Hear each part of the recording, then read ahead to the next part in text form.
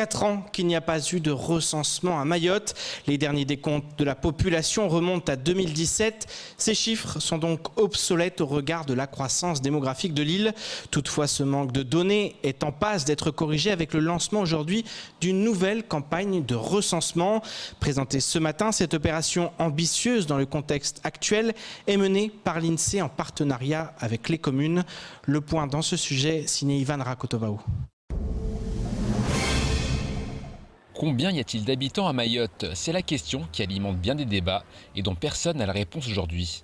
Enfin, pour l'instant, car l'INSEE, l'Institut national de la statistique et des études économiques, s'est vu confier la mission de déterminer la population exacte de l'île au travers d'une opération de recensement.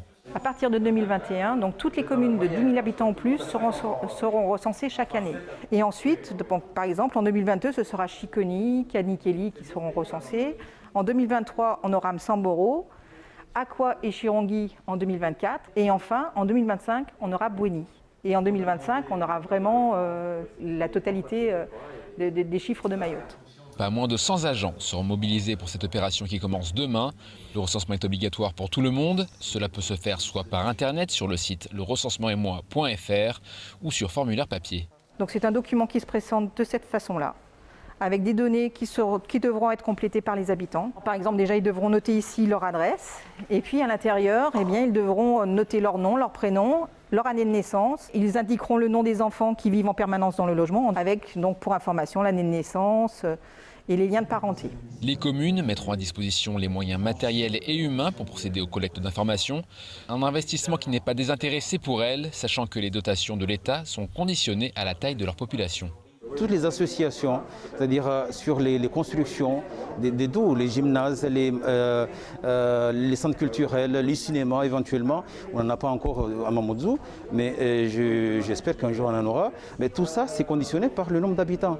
Et l'État ne donne pas de l'argent comme ça. Il dit, recensez-vous, maintenant il nous donne l'autorisation, il nous donne la possibilité de nous recenser, il faut le faire. Donc je demande à la population de jouer le jeu et d'y aller. La population jouera-t-elle le jeu? Rien n'est moins sûr, notamment au vu des nombreuses zones d'habitation informelles à Mayotte. Ce qui est compliqué à Mayotte, on sait, c'est un peu la géographie. Il y a des quartiers compliqués, on le sait, dans les bangas, etc.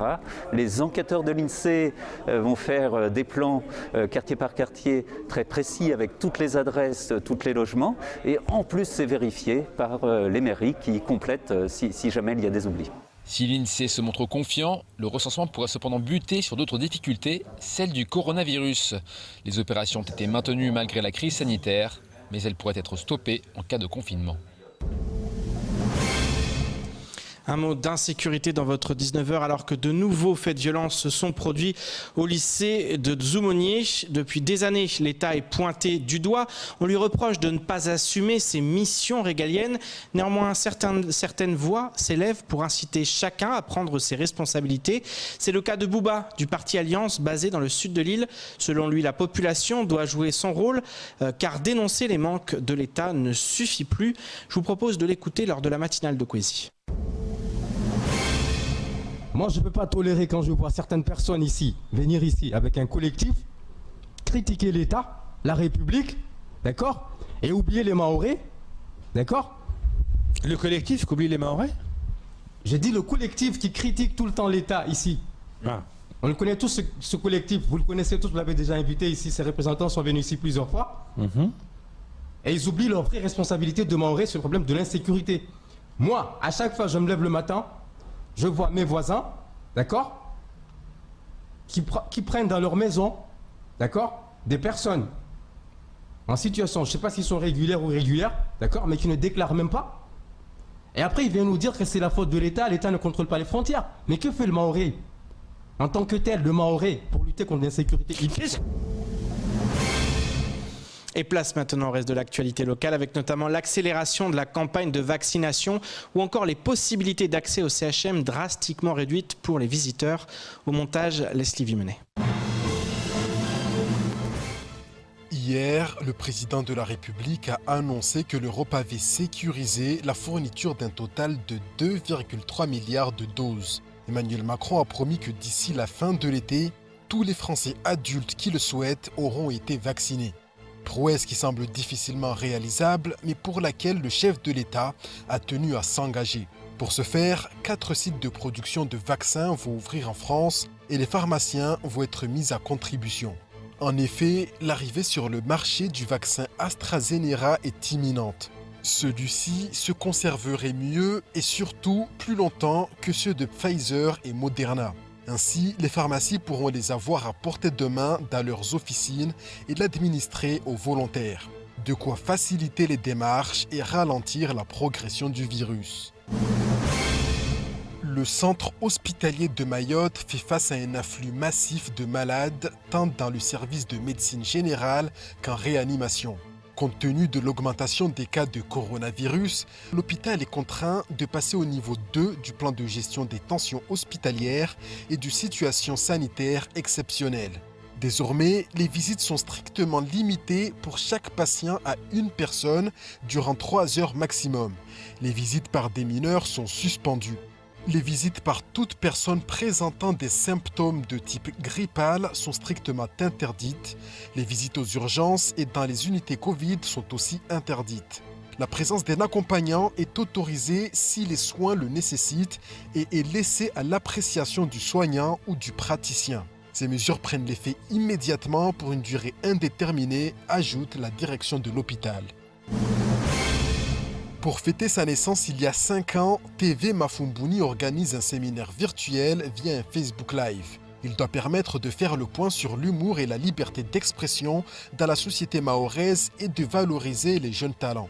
Il se tiendra ce samedi 6 février 2021 de 9h à midi sur la page Facebook de l'association.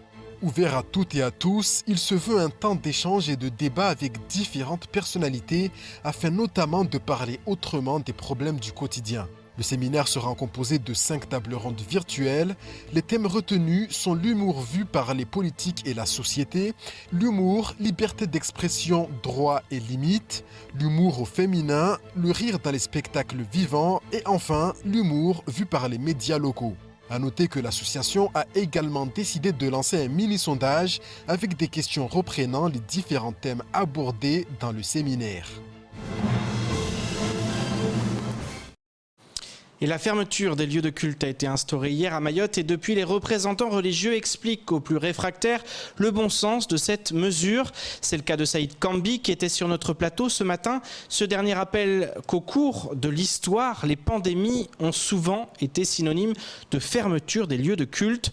Il en va de la protection de chacun dans un contexte où les mosquées, les églises et les temples sont des lieux hautement fréquentés. On l'écoute au micro de Léonard Audier. Ce n'est pas la première fois dans l'histoire de l'islam que le musulman se trouve dans des conditions où la mosquée est quasi interdite d'accès.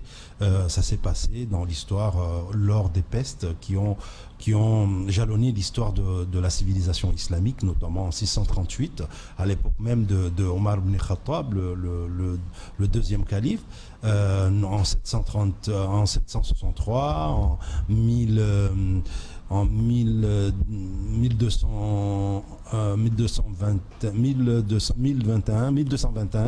en 1295-97. Donc, il y a eu beaucoup de fois les maladies qui ont fait que ça se fermait.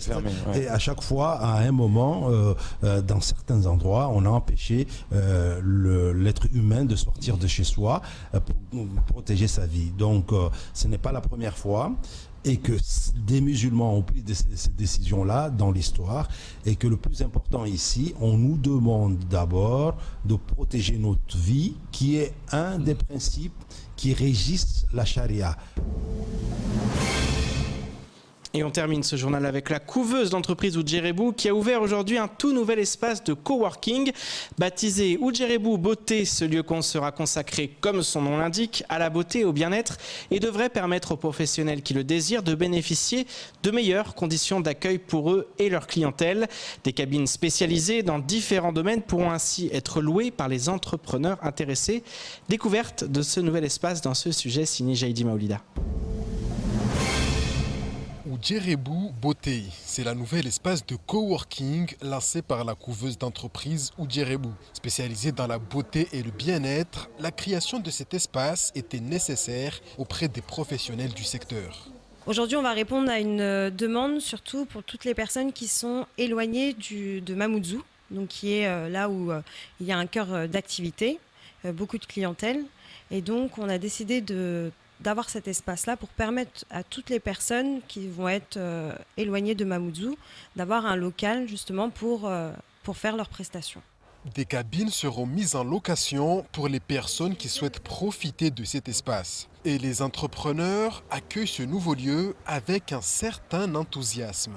Pour moi, l'avantage, c'est de pouvoir inviter mes clients à venir tester les parfums que je commercialise en ligne et ça me permet de faire de la vente directe. Ça me permet d'accueillir ma clientèle, de présenter mes produits et de permettre de tester les parfums que je commercialise auxquels sur Internet ils ne peuvent pas sentir. Du coup, ça me permet une rencontre physique. L'espace de coworking Oudjere Beauté possède des cabines de massage, de coiffure ou encore des hammams. Il est situé rue du Commerce en face de l'hôtel Maharaja et se tient prêt à bien dorloter les Mahorais. Et c'est ainsi que s'achève cette édition. Merci de nous rester fidèles sur KTV. Je vous donne rendez-vous demain dès 19h pour tout connaître de l'actualité locale. Excellente soirée sur Kwezi.